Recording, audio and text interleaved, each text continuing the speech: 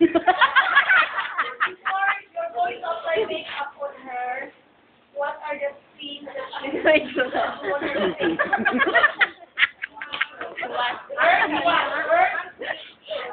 She needs to what? Clean her face. What do you mean by clean her face? How do you do that? Wash. What wash? What are you, what soap? What mild soap facial? Mild. Is there any mild? With biryani candy. When you say mild soap or facial soap, that's because it's considered the type of skin of the person. So like Portia, what type of skin does she have? Very dry. Very dry skin. Rough skin. Scaly. What type of skin? Oily skin. Here, that's the oily skin. Anong dapat?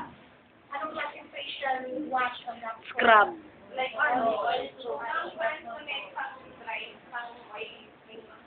Wash your face first and then what?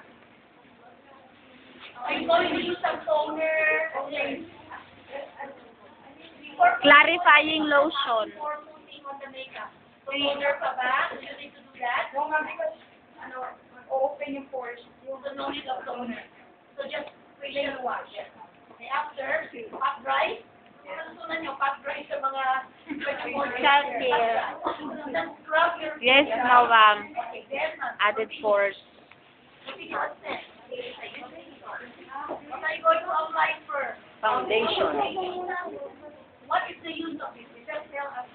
Tell the use of each one. Why not? Yung foundation lang para ma-cover yung mga Para maging even. Kasi dark pa. What if the person has no layer? Let's put on foundation pa. So meaning there are different kinds of foundation. So when you say complexion, you mention about